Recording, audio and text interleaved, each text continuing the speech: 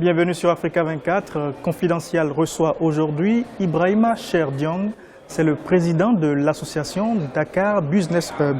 Avec lui, nous parlerons essentiellement du secteur privé au Sénégal en particulier, mais également en Afrique. Dites-nous, monsieur Ibrahima Cher Diong, comment expliquez-vous justement Dakar Business Hub? C'est quoi exactement? D'abord, il faut commencer par le nom qui peut prêter à confusion, mais Dakar Business Hub est très symbolique parce que Dakar est la capitale du Sénégal qui nous est très chère, mais qui est très connue pour sa dimension culturelle, sa dimension artistique, mais pas très connue pour sa dimension économique. Alors, nous pensons par cette association à positionner la ville de Dakar comme étant une capitale où on parle d'économie.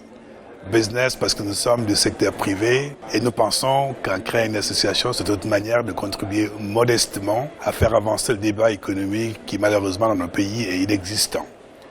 Hub tout simplement parce que Dakar se positionne comme étant une destination sous-régionale qui permet de fédérer les énergies et les esprits et j'allais dire même toutes les bonnes compétences et c'est pour ça qu'on va positionner la ville de Dakar. Alors le Hub, il est très simple en termes de motivation. On est motivé par 3 points importants. D'abord, l'Afrique est la croisée des chemins.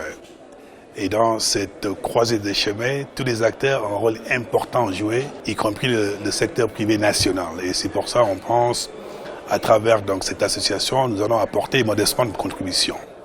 La deuxième motivation, c'est qu'on a remarqué que partout en Afrique, les bonnes idées, ça se discute dans les salons, ça se discute dans les bureaux, mais elles ne sortent pas de l'ombre pour profiter donc nos pays respectifs. Et nous pensons donc qu'avec cette plateforme, on arrivera certainement à pouvoir encourager le débat économique et contribuer à l'avancement de nos pays. Le dernier point qui est extrêmement important pour nous, c'est que notre génération a quand même la responsabilité d'inspirer et de motiver la jeune génération.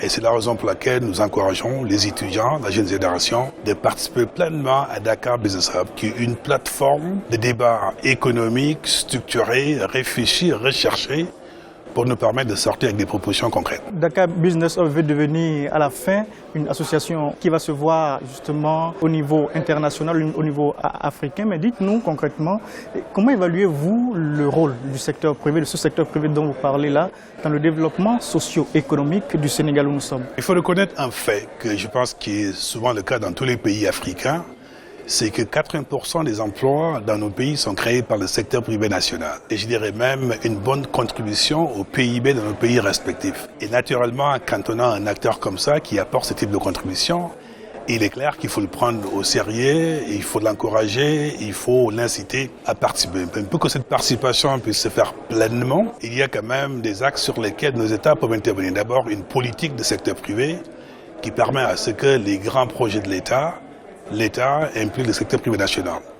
Il faudra aussi avoir un cadre légal et réglementaire incitatif qui permet à l'entrepreneur de pouvoir non seulement créer son entreprise, pouvoir aussi répondre aux exigences d'impôts ou en tout cas d'autres exigences de cadre légal et réglementaire. Mais il faudra aussi l'accompagner avec le renforcement des capacités, avec des moyens financiers qui permettent à ce que les entrepreneurs africains puissent vraiment être des acteurs non seulement influents, mais des acteurs qui apportent une contribution qui est donc tangible. Vous venez de parler d'un cadre juridique et légal. Est-ce qu'il est attrayant pour le secteur privé? Il faut quand même reconnaître qu'en Afrique, on a quand même fait beaucoup de progrès. Je suis un ancien de la Banque mondiale, donc je sais de quoi je parle.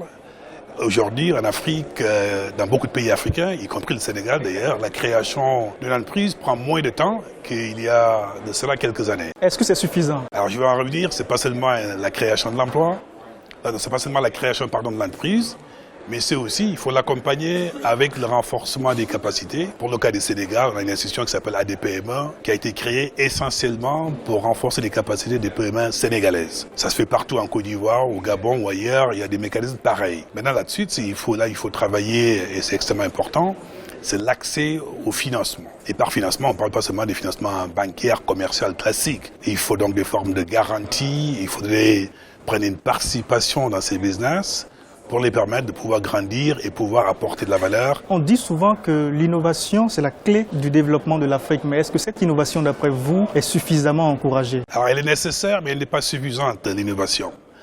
Pour l'instant, il faut d'abord, ce qu'il faut essayer vraiment d'encourager, c'est l'esprit d'entrepreneuriat. On est quand même dans un continent où pendant très longtemps, quand on sortait de l'université, le premier réflexe qu'on a, c'est d'aller chercher de l'emploi dans une entreprise ou dans l'État. Aujourd'hui, il y a de plus en plus de jeunes Sénégalais ou Africains qui partent vers l'entrepreneuriat et c'est un bon signe qu'effectivement les jeunes comprennent que s'ils ont une idée qui est innovante, il faut aller de l'avant plutôt que d'attendre un emploi. Deuxièmement, il faudra aussi que cette innovation soit encadrée et accompagnée. Et c'est pour ça que j'insiste sur l'importance du renforcement des capacités, l'accès au financement qui permet à ce que quand on a une idée, elle peut passer d'une idée à un concept, d'un concept à un projet, d'un projet à un business. Et une fois qu'elle se réalise, elle crée des emplois, elle contribue au PIB du pays. C'est ça, à mon avis, la direction qu'il faut encourager. Ici au Sénégal, le gouvernement a mis en branle, il y a quelques mois de cela, le plan Sénégal émergent. Comment voyez-vous la participation du secteur privé dans ce plan-là exactement? Alors c'est très encourageant. Le Sénégal, à l'instar de beaucoup de pays africains, ont développé des plans émergents.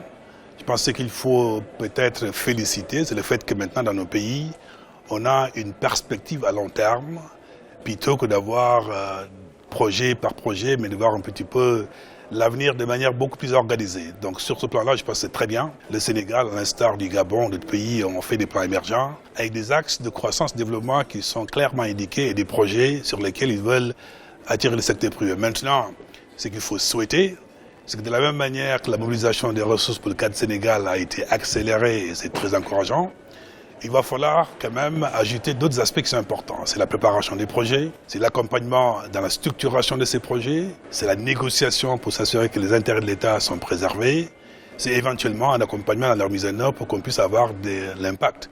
Parce qu'il ne faut pas quand même oublier que les populations, ce qui les intéresse, ce ne sont pas les millions qu'on annonce à tort et à travers, mais c'est que ces millions puissent impacter leur vie, créer des emplois, améliorer les conditions de vie. L'un des projets phares également ici au Sénégal, c'est le pôle urbain de Diamniadio. Diamniadio qui est une localité située à quelques 20 km du centre-ville de Dakar.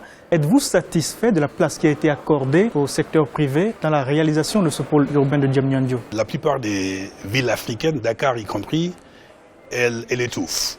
Et avec une urbanisation rapide, avec plus de monde qui viennent donc dans les capitales, on arrive au moment où il faut quand même qu'on puisse repenser nos villes. Donc il faut saluer le fait qu'effectivement le gouvernement sénégalais a pensé créer un pôle urbain à Diamniadio, il m'a un peu des exemples de Dakar. Maintenant, cela étant dit, il va falloir quand même s'assurer qu'il y ait un équilibre, que les gens qui s'installent dans le pôle urbain, ce ne sont pas seulement des étrangers, mais ce sont aussi des développeurs sénégalais. Et là-dessus, d'ailleurs, il faut quand même encourager qu'un développeur comme Telium, qui a eu à construire cet hôtel où nous sommes aujourd'hui, fait partie des développeurs qui sont en train de développer une ville nouvelle, innovatrice, donc à Diamniadio, comme il y a d'autres développeurs marocains ou d'autres personnes qui s'intéressent. Maintenant, ce qu'il faut peut-être saluer aussi, c'est que le fait qu'ils ont créé une agence dédiée à accompagner le projet, en termes de gestion de projet, en termes de pilotage, c'est assez innovant et ça permet d'aller vite. Ça évite la bureaucratie, ça permet que le foncier soit géré de manière structurée, ça permet à ce qu'un investisseur privé ou un développeur a un interlocuteur crédible côté de l'État, et ça il faut l'encourager, mais maintenant naturellement on attend de voir les premiers bâtiments, les premières routes qui sortent de terre, pour qu'on puisse voir effectivement qu'au-delà même des concepts, de la vision, la ville commence à être une réalité. Vous pensez que le secteur privé devrait davantage s'approprier ce projet? Il est clair que c'est d'ailleurs une des raisons pour lesquelles le premier thème de Dakar Business Hub aujourd'hui à débat, ce sont les responsabilités du secteur privé africain dans le développement du continent. Et nous espérons qu'avoir un secteur privé qui n'est pas dans l'attentif, mais qui va vers l'État, avec des propositions concrètes de pouvoir participer au développement des grands projets. Je pense qu'on veut un secteur privé africain ambitieux, qui n'est pas forcément dans des petits projets comme d'habitude, mais qui sont en train d'être impliqués dans des projets structurants qui peuvent transformer nos villes et nos pays. Et là-dessus, j'ai confiance au secteur privé sénégalais, au secteur privé africain qui vont jouer leur rôle pleinement. On parle souvent de promotion du secteur privé au Sénégal, mais beaucoup d'acteurs de ce secteur privé-là ne sont pas en règle vis-à-vis de l'État ou ne créent pas leurs entreprises comme il le faut. Et comment faut-il justement corriger ce problème-là d'après vous? Quelle est votre recette? Même si j'ai beaucoup de respect pour ceux qui sont dans l'informel, parce que quand même, notre économie a beaucoup de gens braves qui ont pu quand même construire des business dans l'informel. Maintenant, ce qu'il faut souhaiter, c'est encourager les gens à aller vers le formel. Et c'est la raison pour laquelle le fait qu'on a simplifié la création d'une entreprise faire de sorte que nous espérons que de plus en plus d'entreprises vont aller dans le formel. Parce que sans le formel, on ne pourra pas faire des prêts de banque, on ne pourra pas attirer des investisseurs pour prendre une participation dans notre business, on ne pourra pas même rassurer un investisseur potentiel ou un partenaire potentiel. Donc maintenant, il y a une raison pour laquelle certains, effectivement, ont choisi la voie de l'informel, parce qu'ils veulent aller vite, mais je pense qu'il faut encourager que les processus soient simplifiés au niveau de l'État, et seulement ceci encouragerait le privé national à pouvoir s'enregistrer, payer leurs impôts et être des citoyens responsables. Est-ce que la bonne dame qui travaille dans la rue, est-ce qu'elle a besoin de formaliser forcément son entreprise dans le contexte sociopolitique sénégalais tel qu'on le connaît? Alors il y a toujours de la place pour l'informel. Il est clair que dans tous les pays du monde, quels que soient les efforts consentis par un État, on ne peut pas avoir tout le monde dans le formel. Il y a des gens qui souhaitaient effectivement rester dans leur coin, faire leur petit business, et il faut les encourager et s'assurer qu'ils peuvent le faire pleinement. Maintenant, pour qu'une économie puisse aller vers l'émergence, avoir des croissances qui sont mesurables, il est clair que la formalisation peut contribuer pleinement. Donc il faut seulement souhaiter qu'il y ait plus de gens qui sont dans la formalisation et que les gens qui souhaitent rester dans le petit coin, faire le petit business, mais qu'on puisse les encadrer, les accompagner naturellement. Mais la formalisation, c'est ça qui permet de pouvoir mesurer la croissance et contribuer pleinement au développement de nos pays. Et je le souhaite vivement que les États s'organisent davantage pour accompagner ce type de formalisation des entreprises africaines. Merci M. Ibrahima Cher Diong. Et vous, chers téléspectateurs, je vous remercie d'avoir suivi ce numéro de Confidentiel. À très bientôt sur les programmes d'Africa 24.